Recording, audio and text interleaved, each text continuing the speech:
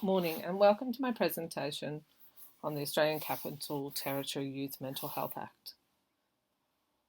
The ACT Mental Health Act 2015 was created to set out laws that apply to the assessment, treatment and care of people who experience mental health issues. The Mental Health Act looks at many factors that can affect the well-being and mental health of a young person.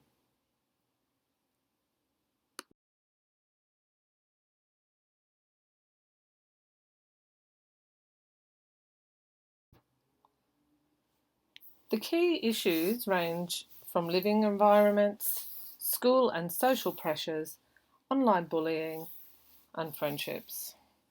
Teenagers are extremely vulnerable as they are experiencing significant neurological development, and this is where mental illness can cause major consequences.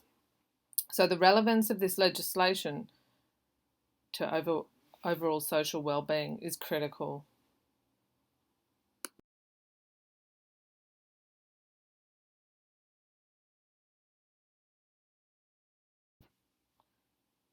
Studies from the Black Dog Institute showed that the potential of mental health problems arising before the age of 25 years old was 75%, while Mission Australia's 2018 youth survey reported that 40.9% of ACT respondents felt that mental health was a leading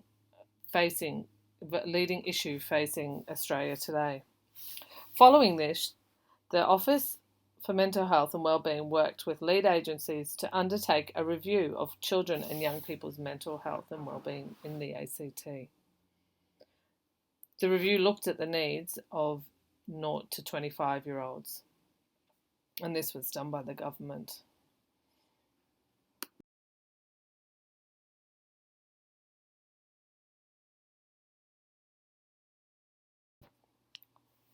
The Children and Young People Review looked at work already being coordinated by government and non-government organisations.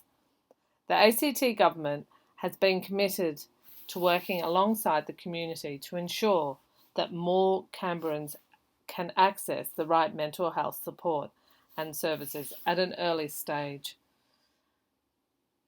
Initiatives currently underway include developing an evidence-based and recovery-focused model for care for the delivery of integrated mental health services for young adults. Secondly, expanding funding to Headspace to provide early intervention mental health services and counselling for youth. I'll touch on Headspace in the next slide.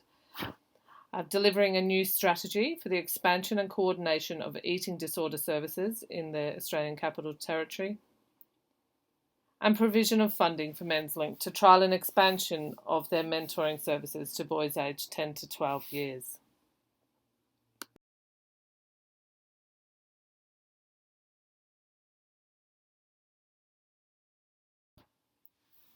About 9 out of every 10 young people with a severe mental disorder access assistance from the service systems provided by the health and education sectors, as did about 3/4 of those with problems of a moderate impact. This provides reassurance that the policies created by governments are achieving results. The Australian government in particular has focused on improving both prevention and treatment efforts for young Australians, commencing with the introduction of the National Youth Mental Health Initiative in 2005, known as Headspace.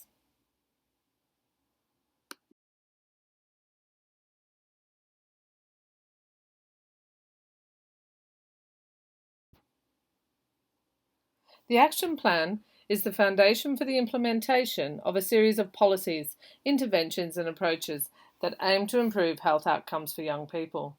These aim to drive action for prioritising mental health needs and inequities for all youth within Australia. The priorities also suggest where approaches can be strengthened to better meet the needs of groups of young people and address the equity gap. Following a consultative process, 5 key areas were identified to improve outcomes. Firstly, to improve health equity. Then empower parents and caregivers to maximise healthy development. Tackle mental health and risky behaviours. Address chronic conditions and preventative health. And strengthen the workforce.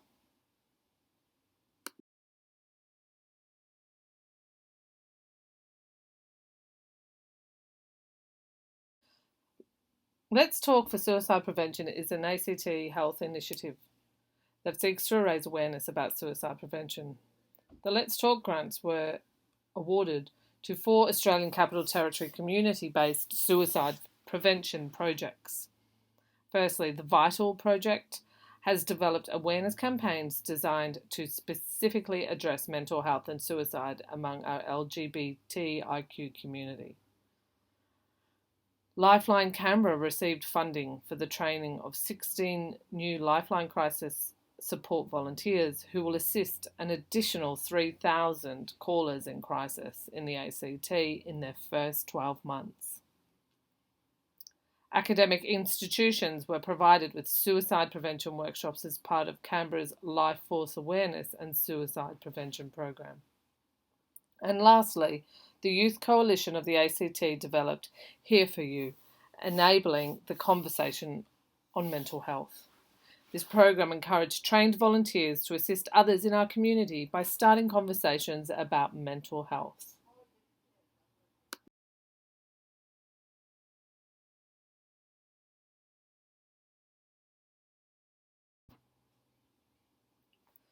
The review highlighted the strong relationship between socio-economic disadvantage and higher rates of mental health problems in Australia, while drawing special attention to the need for continued effort by governments and the broader community to improve the mental health of young people. A continued focus on early intervention must be the central platform of the service systems that we build in the health, education and welfare sectors. The report demonstrated the health system has a key role to play, but the roles of the education and welfare sectors are also critical in responding to the needs of young people with mental health problems. In Australia, the framework for mental health services is a highly complex mixture of public and private systems with funding shared between the Australian, state and territory governments, individuals and private insurers. The investment by government in youth mental health is making an impact on service access. However, it also highlights the importance of targeting available resources to focus on the current and emerging needs of our youth.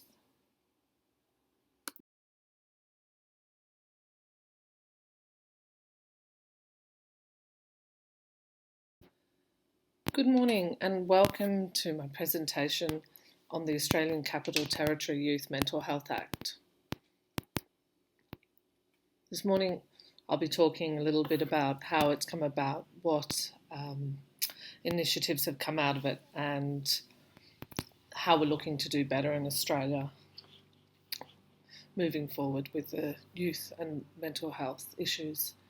The Australian Capital Territory Mental Health Act 2015 was created to set out laws that apply to the assessment, treatment and care of people who experience mental health issues. The Mental Health Act looks at many factors that can affect the well-being and mental health of a young person. The key issues range from living environments, school and social pressures, online bullying and friendships. Teenagers are extremely vulnerable as they are experiencing significant neurological development, and this is where mental illness can cause major consequences. So the relevance of this legislation to overall social well-being is critical.